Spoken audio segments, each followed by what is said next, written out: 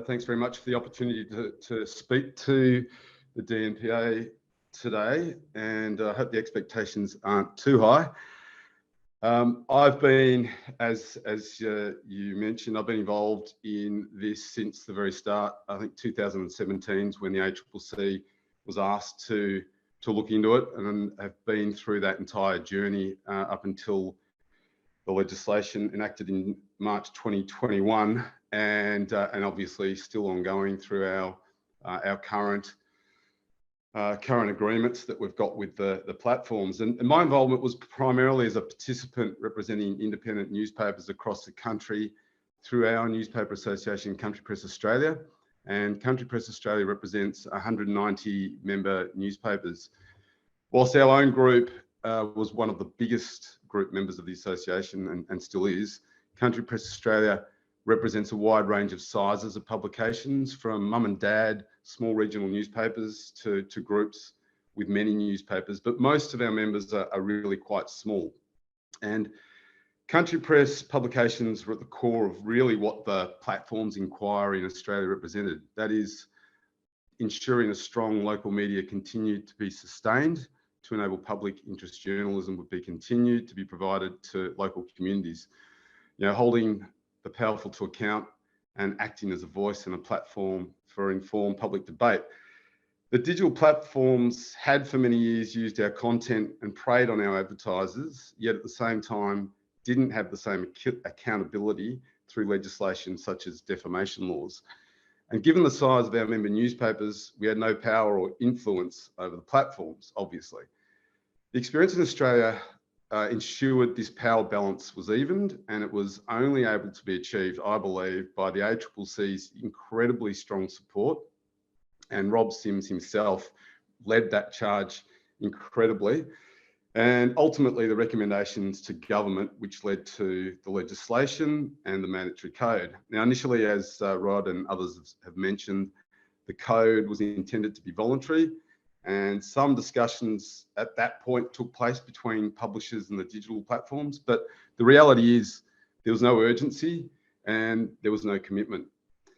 And it was amazing, the major change that took place once the government announced that the code would become mandatory, and they indicated through a draft bill that the platforms would ultimately be forced to reach an outcome through arbitration, which has just been mentioned previously as well. Obviously, if it wasn't achieved through negotiations, as we all know now, the final legislation negotiated only once really Facebook removed news from their platform, and also Google threatened to pull out of Australia for a period of time, led to a slight softening of the approach, and only required this arbitration process if a platform was designated. And this really did force the platforms to come to the table and negotiate an outcome with each of the publishers. And for me, I guess the key takeouts of what you need to do with the digital platforms in an environment such as India, from the experiences that we've had, is that you need to ensure governments do provide a legislative framework to force the digital platforms to the table, enable small publishers like ourselves and like Emma's group to work together as a collective to negotiate.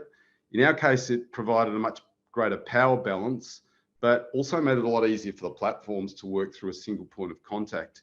And if the platforms have to negotiate with, in our case in Australia, hundreds of publishers, and in India's case, thousands of publishers, it becomes almost an impossible outcome, or almost impossible for them to reach an outcome that really is going to be palatable for everyone in the end.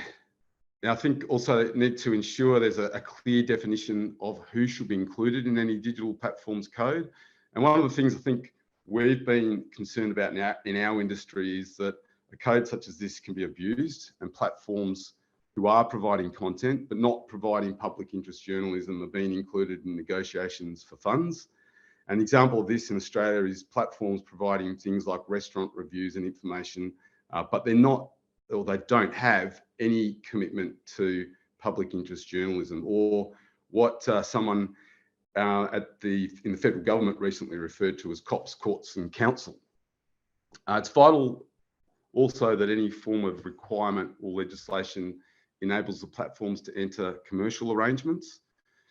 They'll be far more receptive to an approach that allows them to negotiate an outcome that does not have the ramifications beyond their commitment to paying news providers. Like Emma and Rod, I think it's vitally important that any outcomes are treated confidentially. I think you get a better outcome in that way. And it's certainly been an approach that we've been in favour of. We also took the approach of negotiation and compensation based on our contribution to public interest journalism, and that is really to the heart of our business. Is really about the numbers of journalists that we employed. So right through the negotiations in terms of legislation, every submission that we did to the ACCC and we did then to government, and then our negotiations with the platforms, we always based it on the numbers of journalists that we employed. It wasn't necessarily how the remuneration was ultimately developed at the digital platforms end, but it's certainly the way that we used it in terms of coming up with numbers in how we believed we should have been compensated. We based it all on the numbers of journalists that we had, and we had our own number that we wanted to achieve with the digital platforms based on a per journalist head count, essentially.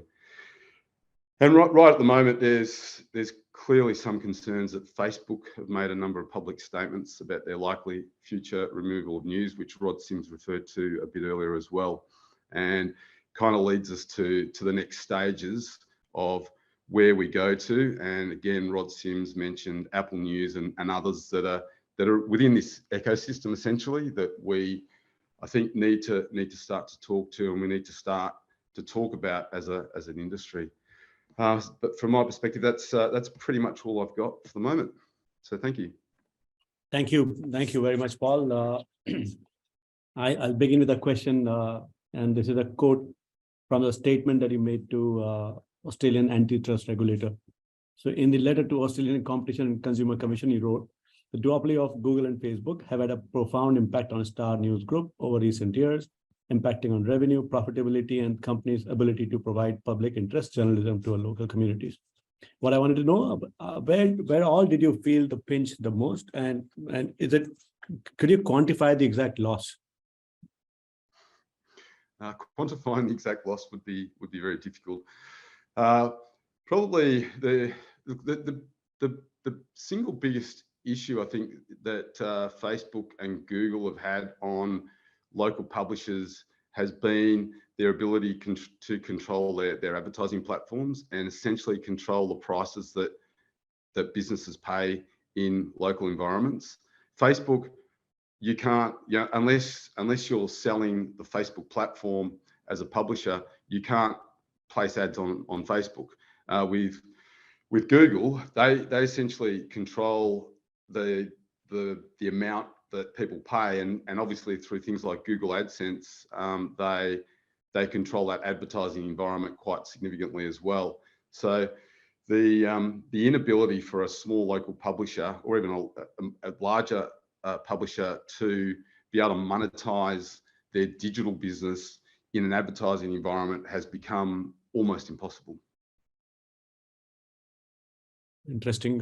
Tanmay, you want to ask the next question? Yeah. So thanks a lot, Paul, for the wonderful insights. So, after, all of it is done. So what does the future, hold for you guys, both, on the print side as well as the digital side? So, if I talk about the next 3 to 5 years, what do you think that, how is the, business, shaping up? What will be the, type of, journalism, that you guys would, do more? And, what's the, ultimate outcome? Oh, that's a good question. So in Australia, there's been a significant change. So our business and the industry group that I'm involved with is very much about regional and local journalism and newspapers. So we don't tend to cover national stories. We're very much about hyper-local journalism.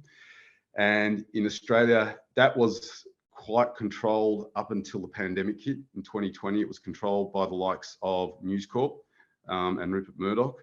And also, well, really at that time, it was Fairfax morphing into another company now called Australian Community Media. So there were sort of two big companies in Australia that dominated in that sphere. And 2020 hit, the pandemic hit, and there was significant mass number of papers that were closed essentially overnight. And since then in Australia, there's been a really significant increase in startups that have been started by independent publishers. And it's interesting to see the real change in what's being provided to local communities now. They're getting, and it's partly because of the digital platforms monies that's coming through, and we have had some other good government support in Australia.